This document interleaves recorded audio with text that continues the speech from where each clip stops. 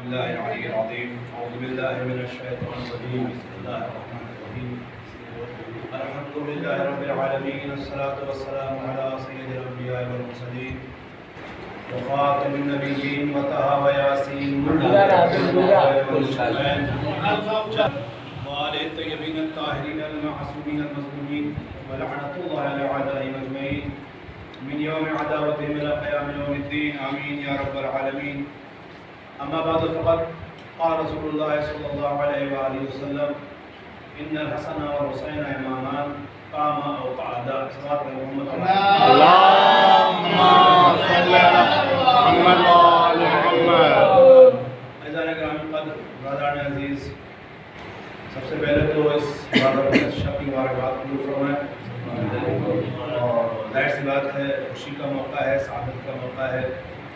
یہ شب اپنے آپ میں نصف ماہ رمضان بھی ہے اور اسی کے ساتھ ساتھ مولا حسن کی آمد کی شب بھی ہے. دو جہتوں سے یعنی قرآن ناطق اور قرآن سامع دونوں اعتبار سے رات بڑی مبارک رات کی ادا کی. جب رات برکتوں والی ہو جائے تو ہمیں برکت کی دعائیں کر لینی چاہیے. آمد امام حسن علیہ السلام کے باوجہ بلند صلوات.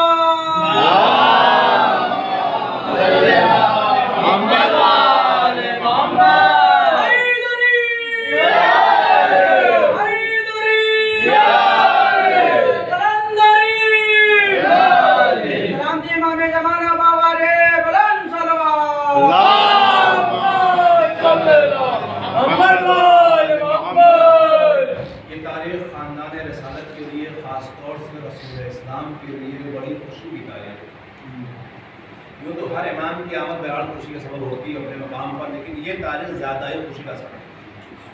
اس لیے کہتے ہیں کہ مولا حسن کی ولادت ہی کو تفسیر سورہ کوثر کہا گیا، کیونکہ پروردگار عالم نے جب سرکار دو عالم کو یہ تسلی دی تھی کہ آپ ابتر کے تانے سے گھبرائیے نہیں، اللہ آپ کو نسل کثیر عطا کرے گا. اس کو نبی کو تسلی دی گئی ہے. اب وہ نسل کثیر میں کیا آیا؟ نبی کے پاس ایک بیٹی، باقی جو آئے چلے گئے. ابھی بھی دشمن خوش تھا کہ بیٹی ہے، کئی دن چلے گا سلسلہ، نسل ختم ہو جائے گی. سورہ کوثر کہا جائے تو شہزادی کونین کی ذات، تفسیر کوثر کہا جائے تو مولا حسن کی آمد سے اس کوثر کی تفسیر شروع ہوئی. نسل کثیر کا آغاز ہو گیا. اب دشمن مایوس ہو گیا. دشمن مایوس یہیں سے ہوا کہ اب تک ہم سوچ رہے تھے کہ نبی کا سلسلہ ختم ہو جائے گا، کوئی خاندان میں آنے والا نہیں ہے، مگر اس کوثر کی تفسیر مولا حسن کی آمد نے دشمنوں کو مایوس کر دیا کہ کوئی وارث آ گیا ہے. شاید اسی لیے نبی نے ان بچوں کو اپنا بیٹا کہا تھا. یہ ہمارے بیٹے ظاہراً نسبی اعتبار سے مولا حسن مولا علی کے بیٹے ہیں، شہزادی زہرا کے بیٹے ہیں، مگر متفقہ طور پر یہ فیصلہ ہے کہ آقا حسن اور حسین کو نبی کا فرزند یعنی فرزند رسول کہا جاتا ہے. یعنی وراثت جو چلے گی نبی کی وہ ان کے ذریعے سے چلے گی. تو گویا دشمنوں کی مایوسی کا دن ہے، اور ہمارا مزاج بہرحال یہ ہے کہ دشمن مایوس تو ہم کو زیادہ ہوتے ہیں. یا اس تاریخ میں مایوسی نظر آئی ہے یا غدیر کے میدان میں مایوسی نظر آئی ہے، جہاں انہیں سمجھ میں آتا ٹھیک ہے صاحب ہیں بیٹے، لیکن مسئلہ کیا ہے، نبی ختم ہو جائیں گے، باقی ہم تو قریبی گھیر لیں گے. اور نبی نے اعلان کیا میرے بعد ذمہ دار یہ ہوں گے، تو وہاں مایوس ہوئے. عجیب بات ہے کہ جب بھی پروردگار عالم نے سرکار دو عالم حضرت محمد مصطفیٰ صلی اللہ علیہ وسلم امت کو معصوم رہبر دیے تو لوگ مایوس ہو گئے. جب معصوم رہبر خدا نے عطا کیے تو لوگ مایوس ہو گئے. اب یہ لوگوں کی مایوسی، بہت توجہ، ان لوگوں کی مایوسی اتنے عظیم اور معصوم رہبروں کے آ جانے کے بعد کہیں نہ کہیں یہ بات کا اشارہ ہے کہ وہ افراد کی جو اپنی خواہشات کی پرستش کرتے رہے، جو اپنے من سے قوم کو چلاتے رہے، اپنے دماغ سے چلانا چاہتے رہے، جن کا مزاج یہ سوچ تھا کہ ہم جیسے چاہیں گے ویسا ہوگا، انہیں مایوسی زیادہ ہوئی. کیونکہ یہ معصوم رہبر ہو جائے گا تو ہماری خواہش کے اعتبار سے نہیں بتائے گا، وہ اللہ کے فرمان کے اعتبار سے بتائے گا. میں لفظ اور آسان کر دوں، اصلاً اکثریت کا مزاج یہ تھا کہ اب تک وہ بت پوجتے رہے اور بتوں کو پوجتے پوجتے عادت یہ پڑ گئی کہ اس کے سامنے سر جھکاؤ جو ہمیں کچھ نہ ٹوکے نہ ہمیں کچھ بولے، ہم جیسے چاہیں جب چاہیں اسے خدا بنا کر کے سر جھکا لیں اور جب چاہیں اسے کھا کے ختم کر دیں، وہ ہمارے قبضے میں رہے، ہم اس کے انڈر میں نہ آنے پائیں۔ تو جس کا مزاج شروع سے رہا تھا کہ ہم کسی قبضے میں نہ آئیں، کوئی ہمیں روکنے ٹوکنے والا نہ ہو، اس نے کبھی بھی معصوم رہبری کو برداشت نہیں کیا، انہوں نے کبھی معصوم امام کو برداشت نہیں کیا، معصوم قائد برداشت نہیں کیے۔ انہیں تکلیف اسی لیے معصوم رہبروں سے رہی کہ یہ اگر رہبر بن گئے، یہ قائد ہو گئے، یہ امام ہیں، یہ مالک ہو جائیں گے تو ہر بات پہ ٹوکیں گے، غلط کیا تو منع کریں گے، اچھائی کا حکم دیں گے، ہمیں اپنے مرضی سے نہیں چلنے دیں گے، وہ اپنے خدا کے اعتبار سے ہم کو چلائیں گے۔ معاف کیجئے گا، یہ جذبہ اگر کہیں پیدا ہو جائے کہ ہمیں اپنے اعتبار سے چلنا ہے، نہ اللہ کی ماننا نہ رسول کی ماننا ہے، تو یہ جذبہ ادھر کا ہے، ادھر کا نہیں ہے۔ صلوات پڑھیں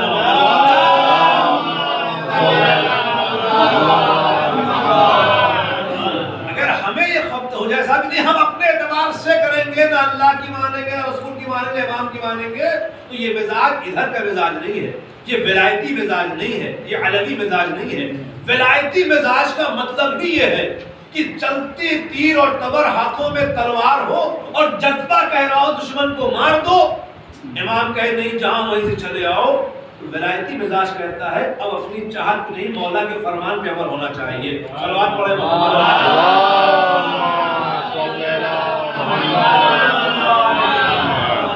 ولایتی مزاج کا مطلب بھی یہ ہے کہ وہاں اپنی خواہشات نہیں چلیں گی، وہاں جسے مولا کہا ہے اس کی بات چلے گی۔ ہمارے جذبات کیا ہیں، ہماری خواہشات کیا ہیں، ہماری چاہتیں کیا ہیں، کوئی معنی نہیں رکھتی حکم امام کے سامنے۔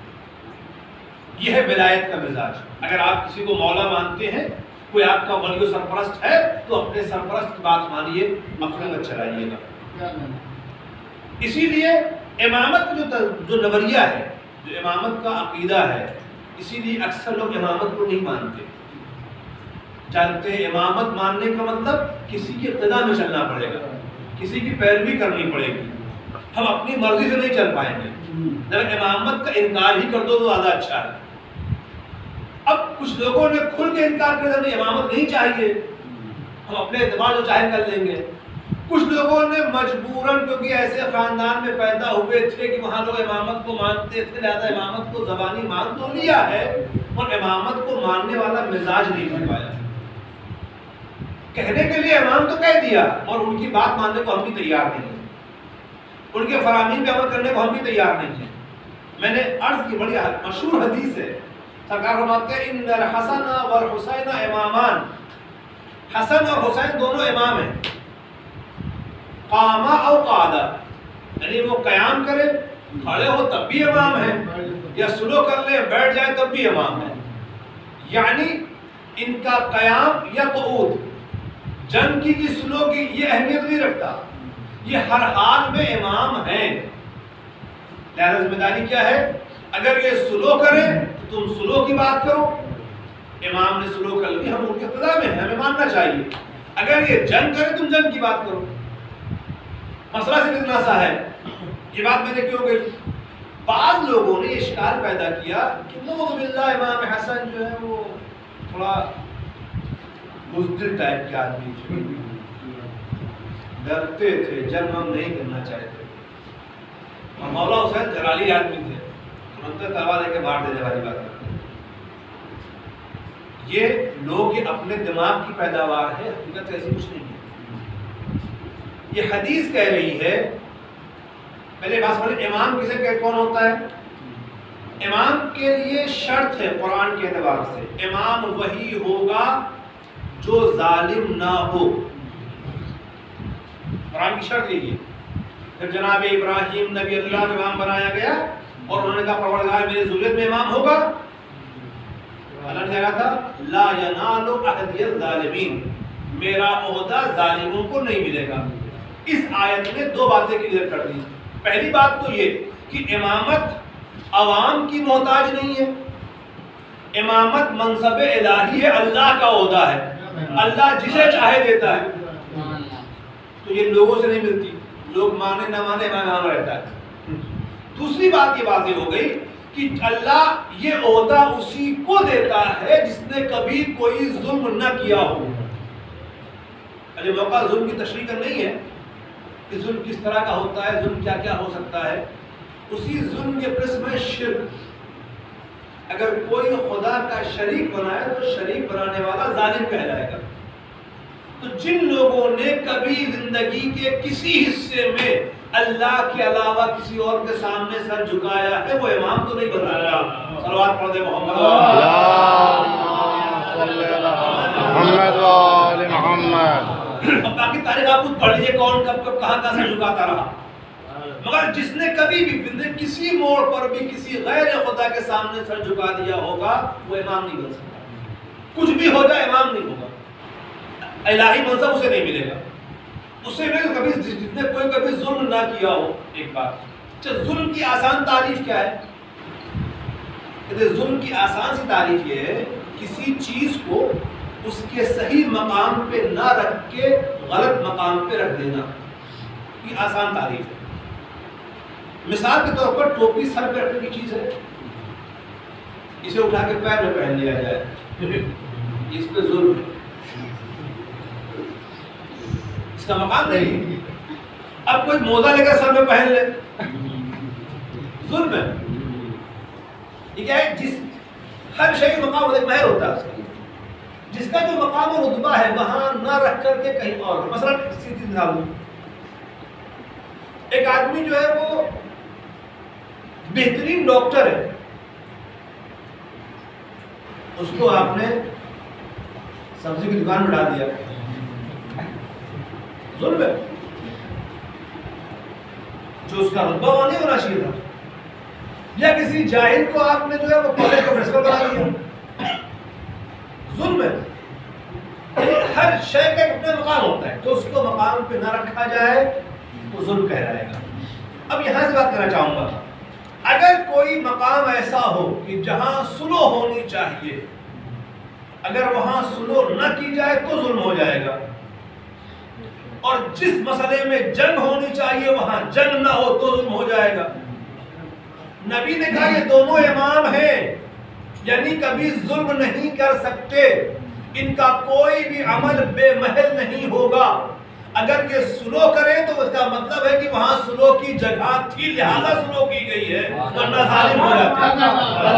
میدان جنگ کی اگر جنگ نہ کرے تو ظلم ہو جائے گا، وہ جنگ کا میدان تھا، وہاں جنگ کرنا عدل تھا، نہ کرنا ظلم ہو جاتا۔ امام کبھی ظالم نہیں ہو سکتا۔ صلوات پڑھے محمد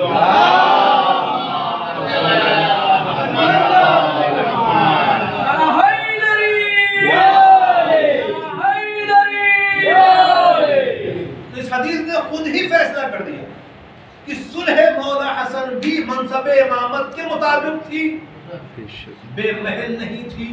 بے محل ہوگی تو ظلم بنے گا، امام ظالم نہیں ہو سکتا۔ جنگ مولا حسین بھی بر محل تھی، بے محل نہیں تھی۔ امام کوئی کام ظلم کے ساتھ نہیں کر سکتا۔ امام ہے، قیام کرے تب بھی، عود کرے تب بھی۔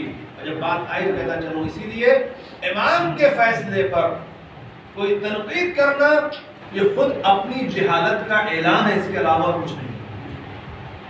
جسے نبی امام بتا کے گئے ہوں، جو منصب الہی پر فائز ہو، جسے خدا نے علم عطا کر کے بھیجا ہو، اب اس کے عمل پہ انہوں نے ایسا کیوں کیا، ویسا کیوں کیا، یہ کیوں کیا، سلو کیوں کی، جنگ کیوں کی، یہ کیوں کا سوال پیدا کرنا خود آپ کی جہالت کا اعلان ہے، آپ کے عدم معرفت کا اعلان ہے، یعنی خود آپ کو بھی منصب امامت سمجھ بھی نہیں آیا۔ صلوات پڑھے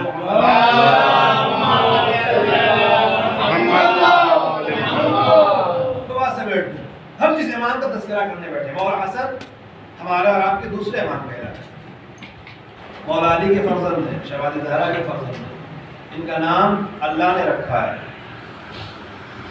وہ گھر رکھا گیا ہے، پیدا ہوئے ہیں تو نام رکھنے کے بعد یہی نام رکھا جائے۔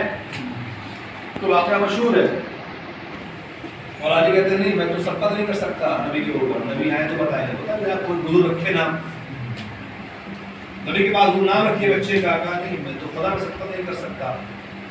اب یہ اس گھرانے کی بات ہے کہ جہاں خدا تک رسائی ہے کہ نام رکھنے میں بھی اللہ بتاتا ہے نام کیا رکھنا ہے۔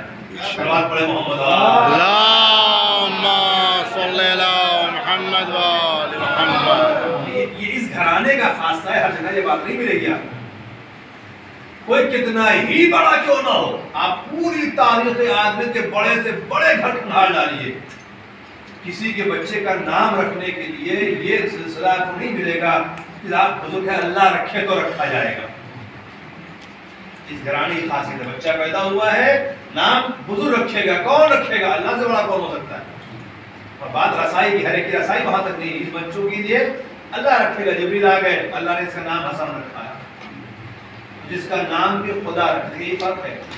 ہم اور آپ جب نام رکھتے ہیں تو خیر فیشن صاحب کی وہ قرآن سے نام نکال دیجئے، قرآن نام تو نہیں نکلتا، خالی ہاتھ نکالتے رہو گے نجوم کی سلسلے سے شرط میں۔ حالانکہ اس سلسلے میں روایات ہے کہ معصومین کے نام پہ رکھو۔ بھائی جس نام کو اہل بیت اطہار نے اپنے بچوں کے لیے منتخب کر لیا، اس سے اچھا نام ہو سکتا ہے؟ تو ان سے بہتر کون راشد نام ہے؟ ہم لوگ کتنا بھی اچھا ڈھونڈ لیں گے تو ہماری نگاہ ان سے بلند تو نہیں ہے۔ جو نام رسول خدا نے رکھ دیے، جو نام مولا علی نے رکھ دیے، اس سے اچھا نام ڈھونڈ پائیں گے ہمارا؟ تو اگر انہی کا رکھا نام سب سے اچھا ہے تو یہ والا خود بھی رکھ لو، نہیں تلاش کیوں پڑے ہوئے ہو؟ پر نہیں تلاش میں کہیں اور لے چلی جائے گی، پھر الٹے پھر نام ہوں گے ایسے نام صاحب اس کا معنی خود ہی نہیں پتا معنی کیا ہوتا ہے اس کا۔ تو بہرحال یہ موضوع نہیں نا، وقت ہے۔ نام رکھ دیا گیا مولا حسن کا، خدا نے نام رکھ دیا، خدا نے نام رکھا ہے تو وہی صفت بھی ہوگی، جس کو حسن کہہ دے خدا اس سے بہتر کون ہوگا؟ اس سے حسین کون ہو سکتا ہے؟ باقی بات جس امام کو کروائیں آپ ایک جھلک سی کردار کی لیے، تاکہ معلوم امام ہوتا کس لیے کہ امام کی پیروی کریں ہمارا۔ بڑا مشہور واقعہ ہے مولا حسن کا۔ ایک شام کا بگڑا ہوا آدمی آیا مولا حسن کے پاس اور اپنی زبان میں جتنی بھی اسے بری بھلی باتیں یاد تھی سب کہہ ڈالی اسے، اور جتنا برے سے برا کہہ سکتا تھا کہ اس کو بتایا کہ صاحب کی زمین پہ سب سے برے آدمی یہی لوگ ہیں۔ اب وہ آیا، اپنے شروع کر دیا اپنی زبان میں کچھ کہنا تھا۔ اب مولا حسن کے ساتھ اور صحابی بیٹھے تھے، ساتھی بیٹھے ہوئے تھے، ان کو غصہ آیا بھائی، امام کے پہلو میں بیٹھنے والوں کو کوئی امام ان کے سامنے برا بھلا کہے تو غصہ تو آنا تھا۔ یہ ان کا ظرف تھا، انہیں غصہ آ رہا تھا، وہ معصوم کا ظرف تھا، معصوم مسکرا رہا تھا، وہ عصمت کے ظرف کی بات تھی، انہیں کوئی غصہ نہیں آ رہا تھا۔ امام نے ساتھیوں کو روکا، جیسے بول رہے تھے پہلے دن بولنا ہے ایسے، وہ جب کچھ بول چکا تب مولا فرماتے ہیں لگتا ہے اجنبی ہے، مسافر ہے، بھوکے ہو کھانا کھا لو، باہر سے آئے ہو نا، راستے خرچہ نہیں، ہم راستے خرچہ دے دو، سوال انتظام ہم کر دیتے۔ آپ سوچے کوئی آدمی جس سے برا بھلا گالیاں دے، مطلب جب بول کر تھک جائے وہ، اور سامنے والا بجائے کچھ الٹا الٹا سیدھا کہنے کے بھیا بھوکے ہو پانی پلایا جا سکتا ہے، بیٹھو 2 منٹ کھانا کھا لو، کیا ہوگا؟ اب تو زیادہ زیادہ سنبھالتے ہو گیا، کیا کریں؟ یہ کردار امامت تھا۔ ہمیں اس بات پر ناز ہے کہ ہم اپنا امام ایسی ہستیوں کو مانتے ہیں جہاں علم اور صبر اس کمال پر حاضر کرتا ہے، جو تلواروں سے نہیں بدلتے لوگوں کو، لوگوں کے دل کردار سے بدل دیا کرتے ہیں۔ تلوار کی مار کے ڈر سے، کوڑے کی اذیت کے ڈر سے سر جھکتا ہے، دل نہیں جھکتا ہے۔ ہمارے ائمہ نے اپنے مخالفین کے دل جھکائے، جب کردار پیش کیا وہ فوراً مولا مجھے معاف کیجیے گا، اب تک میں یہ سمجھتا تھا کہ زمین کے اوپر آپ لوگوں سے برا کوئی آدمی نہیں، لیکن اب سمجھ میں آیا کہ آپ لوگوں سے اچھا کوئی آدمی نہیں۔ یہ برا سوچ کر کے آنے والا ایک لمحے میں ان کے بارے میں اچھا کہنے لگا، یہ کیسے ہوا؟ یہ مارنے پیٹنے سے نہیں ہوا، یہ اچھا کردار پیش کرنے سے ہوا۔ عزیزان محترم، بس اتنی سی گزارش ہے، ائمہ نے اپنے مخالفین کو اپنا بنایا ہے، اپنا اچھا کردار پیش کیا۔ ہماری ذمہ داری یہ ہے کہ ہم جس حالات میں رہ رہے ہیں، ہمارے مخالف بہت ہیں، بہتوں میں ہم لوگ بہت برے ہیں، بہتوں میں ہم لوگ بہت گندے ہیں، بہت ہی بیکار ہیں۔ ہمیں اس اعتراض کا جواب بلند آواز سے نہیں دینا ہے، بلند کردار سے دینا ہے۔ ہمیں عمل سے بتانا ہے صاحب کہ اگر آپ ہمیں گندا سمجھتے ہیں، ہم گندے، ہم صاف ستھرے لوگ ہیں بھائی، ہمارے یہاں صفائی ایمان کا حصہ کہہ رہا ہے۔ اگر آپ ہمیں بدتمیز سمجھتے ہیں، بدتمیز نہیں، ہم تمیزدار لوگ ہیں، ہم بڑوں کا احترام کرنا جانتے ہیں، ہم لوگ عزت کرنا جانتے ہیں، ہم مذہب کی بنیاد پر جھگڑا نہیں کرنا چاہتے. ہمارا مزاج ہے، ہم نے یہودیوں اور نصرانیوں کو جو کھلے دشمن تھے انہیں بھی پناہ دیے، ان کے ساتھ بھی ہم نے اچھا کردار پیش کیا. ہمیں خود خدا نے کہا ہے دیکھو جو لوگ تمہارے خدا کو نہیں مانتے ان کو خداؤں کو برا مت کہا کرو. قرآن میں موجود ہے، آیت موجود ہے کہ دوسروں کے معبود کو برا مت کہو ورنہ وہ تمہارے معبود کو برا کہیں گے. لہذا یہ ساری باتیں ہمیں عملی طور پر اخلاقی طور پر پیش کرنی ہوں گی. اور بس گفتگو غیروں کو اپنے اخلاق سے متاثر کرنے سے پہلے ہمیں خود اپنوں کو اپنے اخلاق سے متاثر کرنا ہوگا. جو ہمارے اپنوں کے درمیان اختلافات ہیں، رنجشیں ہیں، عداوتیں ہیں، برائیاں ہیں، ہمیں اسے اخلاق کے زور پہ ختم کرنا ہوگا، کردار کے زور پہ ختم کرنا ہوگا. ظاہر سی بات ہے اس میں قربانی دینی پڑتی ہے، تھوڑا صبر کرنا پڑتا ہے، برداشت کرنا پڑتا ہے، تحمل کرنا پڑتا ہے. مولانا حسن نے کتنا برداشت کیا ساری بری باتوں کو، مگر برداشت کا نتیجہ کیا نکلا؟ اور کہتا ہے اگر تم برائی ہو جاؤ اچھائی سے دو گے تو قریب دشمنوں کے دلوں میں تمہاری محبت پیدا ہو جائے گی. وہ عداوتیں محبتوں میں تبدیل کر دے، خدا تبدیل کر دے گا. آپ اپنا کردار ایسا پیش کریں کہ آپ کی طرف سے کوئی زیادتی نہ ہونے. آخری بات ہمیں ذمہ رہے ہماری طرف سے زیادتی نہ ہو، کوئی ظلم ہماری طرف سے نہ ہونے پائے، ہم ظالم نہ بننے پائے. ہم مظلوم رہ جائیں اللہ اس کا اجر دے گا. ہم صبر کریں خدا اس کا انعام دے گا. ہم برداشت کریں خدا اس کا انعام دے گا. یہ انعام یہاں کے اعتبار سے نہیں ہوگا، وہ وہاں کے اعتبار سے ہوگا. اور جو انعام وہاں ہوگا اس یہاں پہ کوئی قیمت نہیں ہو سکتی ہے. بہت بڑا انعام ہوتا ہے. شاید اسی لیے بہت سے محتاج، فقیر، تنگ دست، اس دنیا میں خطائے پریشان کیے ہوئے لوگ جب میدان محشر میں ان مظلوموں، غریبوں، محتاجوں کے انعامات بٹنا شروع ہوں گے تو اچھے کاش ہم بھی ایسی غریب رہے ہوتے، کاش ہم نے بھی ایسا برداشت کر لیا ہوتا، کاش ہم بھی ایسے ہی محتاج پریشان رہے ہوتے، صبر کر رہے ہوتے. جو انعام ملتا وہاں کاش ہوگا، کاش ہم نے بھی ایسے کیا ہوتا. رہتے ہیں جو مریض رہتے ہیں مستقل پریشان رہتے ہیں بیماریوں میں، اس پر اگر شکر خدا کرے، شکوہ نہ کرے اور اللہ سے دو لگائے رہے، اسے فراموش نہ کرے، اس پر جو انعام وہاں ملنا شروع ہوگا تو وہی مریض میں کاش کچھ دن اور بیمار ہے تو اور اچھا رہتا ہے. کیوں؟ اب وہ انعام دکھائی، ان زحمتوں کا انعام کیا ملتا ہے؟ ابھی انعام دکھائی نہیں دے رہا ہے.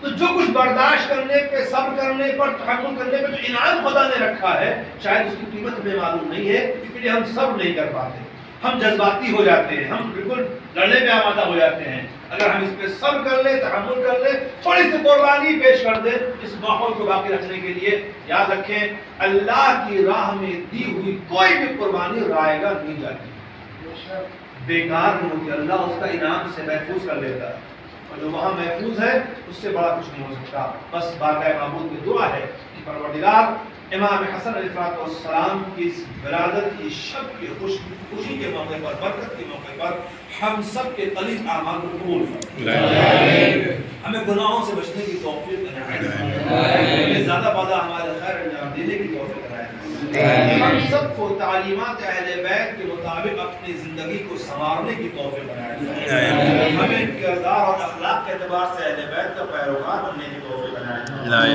ہم سب کو آپس میں اتحاد، اتفاق اور محبت کے ساتھ جینے کی توفیق عنایت فرمائے. پریشان کی پریشانیوں کو دور فرما، جو بیمار اور ان سب کو شفاء کاملہ اور عاجلہ عنایت فرما، اور جو افراد بے روزگار اور ان سب کو برسر روزگار کر دے.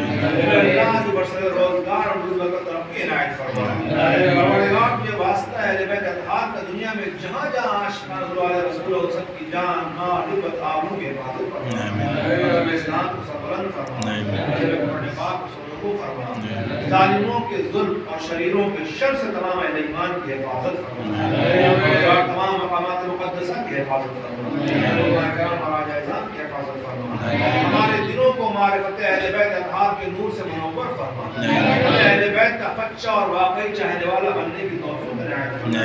ہمارے قلوب کو نور علم سے منور فرما. ہمیں بعد علم حاصل کرنے کی توفیق عنایت فرما. علوم اہل بیت پہ عمل کرنے کی توفیق عنایت فرما.